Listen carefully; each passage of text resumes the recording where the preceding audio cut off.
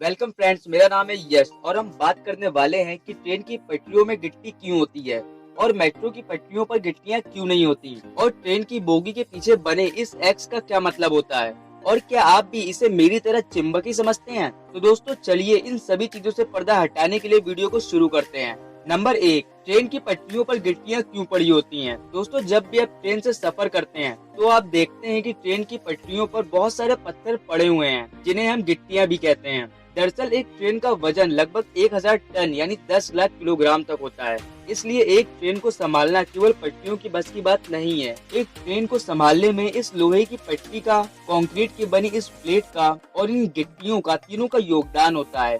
लेकिन main fact तो ये है कि इन गिट्टियों का सबसे बड़ा रोल है और अगर ये गिट्टियां नहीं होंगी तो कंक्रीट की प्लेट, जिन्हें स्लीपर्स कहते हैं, वो अपनी जगह से हटने लगेंगी और पटरियों के आसपास पेड़ पौधे उगाएंगे और पानी भी भरने लगेगा।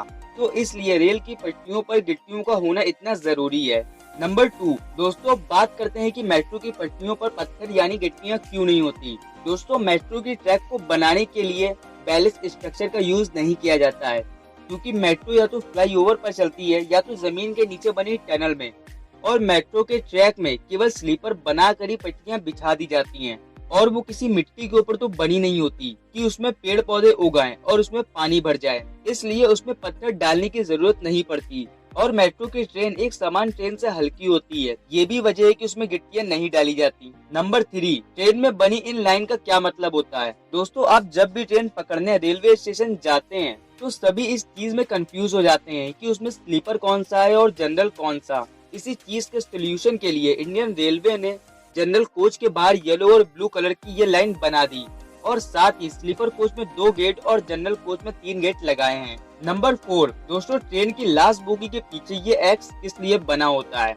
आखिर ये एक्स किस लिए बनाया गया है। तो दोस्तों ट्रेन की बोगी के पीछे बना ये एक्स का साइन ये दर्शाता है कि ये ट्रेन का आखिरी बोगी यानी आखिरी डब्बा है। और सिर्फ एक्स ही नहीं, आखिरी बोगी में एलबी भी लिखा होता है। इस एलबी का मतलब होता है लास्ट व्हीकल यानी आखिरी डब्बा। जब ट्रेन स्टेशन से निकलती है तो स्टेशन मास्टर ट्रेन को देखकर ये श्योर करता है कि वह ट्रेन का आखिरी डब्बा है। मान लीजिए किसी ट्रेन के आखिरी डब्बे पर एक्स या एलबी नहीं लिखा हुआ है तो ऐसी कंडीशन में स्टेशन मास्टर तुरंत रेलवे डिपार्टमेंट को कंप्लेन कर देता है, क्योंकि एक्स नहीं है यानी डिब्बे रास्ते में ही रुक गए हैं, 2 डिब्बों के बीच का लिंकेज टूट गया है। इस इमरजेंसी के चलते उस पटरी पर आने वाली सभी गाड़ियों को रोक दिया जाता है जब तक सब वापस नॉर्मल नहीं हो।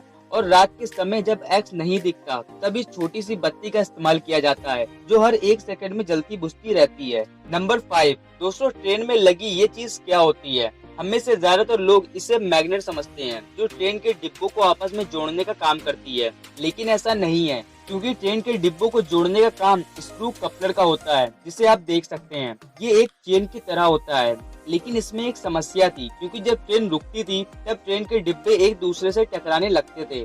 इस समस्या के समाधान के लिए इंडियन रेलवे ने साइड बफर बनाए। इसमें स्प्रिंग लगी होती है जो ट्रेन रुकने पर डिब्बों से आने वाली फोर्स को एब्जॉर्ब करती है और उन्हें टकराने से रोकती है। नंबर 6, आपने ट्रेन के डिब्बों में बने ये कोड तो जरूर देखे होंगे जो हमारे ट्रेन नंबर से कभी मैच नहीं करते। तो आखिर इन्हें लिखने का क्या पर्पस होता है। तो मैं आपको बता दूं कि ये कोड ट्रेन के डिब्बों के बारे में बताते हैं। ट्रेन में लिखे कोड के शुरुआती 2 डिजिट साल को दर्शाते हैं कि ये ट्रेन कब बनी थी। जैसे अगर लिखा है 04 यानी ये ट्रेन 2004 में बनी है, और आखिरी के 3 डिजिट बोगी को दर्शाते हैं। जैसे अगर आखिरी के नंबर में 1 से 200 के बीच में है तो वो एसी कोच है, और अगर आखिरी के 3 डिजिट 200 से 400 के बीच है तो वो स्लीपर कोच है, और अगर आखिरी के 3 डिजिट 400 से 600 के बीच में है तो वो जनरल कोच है।